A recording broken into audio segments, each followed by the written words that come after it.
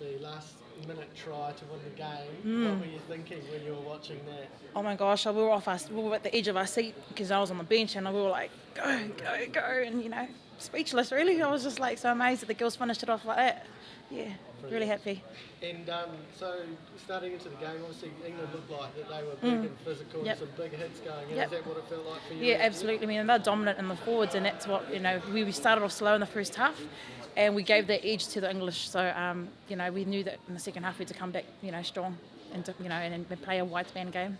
And lots more one-offs and things like that in the second half. Is that something you've been working on during the week? The one-off runners? Yeah, we have been working on it. We're trying to be physical because we know how England is. So I guess we had to man up, and that's what we did today. Yeah, really happy. And having that speed out wide and also at fullback as well. Felt that was a difference, obviously. That's definitely one of our weapons. We've lost it in the last couple of years, but to have that speed out wide and to actually execute our moves, to a T is even better. And as a captain, what do you go in and say to your players after a game like that? I don't say much. I just give them a big hug and, actions speak louder than words, I guess. Yeah. And going into the final test, what do you think your focus will be going into that? Our focus will be cleaning up, our set pieces, which we haven't really played out today, and just coming out strong in the first minute because we have really started slow in the last couple of games. Your first series victory over England since 2005, and the way you did just makes it all the more sweeter. Oh, absolutely. It's been tough for us in the last couple of years because England is a quality team, and just winning it at home is it's special. It's really special. Defensively, you kept yourselves in the game by how well you defended in the first half, and obviously finished off and you get across the line.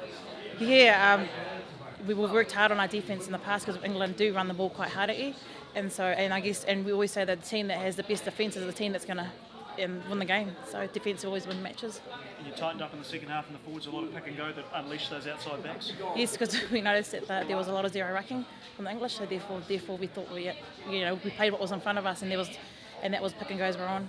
How did you keep morale up? You got one penalty all night, and they seemed to get about 20 or 30. So how did you keep the girls under wraps? Because it felt like you're playing 16. Yeah, well, I just told them to focus on our game. We play best rugby when we're relaxed, and when patience is the key. And that's just telling the girls, we just want to play territory. We want to be in our area and to cross the line. So if we keep the English in their red zone, which is our green zone, then we can't go wrong. And psychologically, you'll be wanting to finish on a high note because probably the last turn the teams will meet before the World Cup next year. Oh yes, three in a row would be absolutely awesome. But we're just going to tell the girls, it's another test match, and we've got to come out and be firing again. You think you'll be able to keep that hunger up for the third test? Well, absolutely. We've got a lot of girls that that need some game time and that are hungry to get on the field, and they'll do exactly the same as all the other girls. Yeah.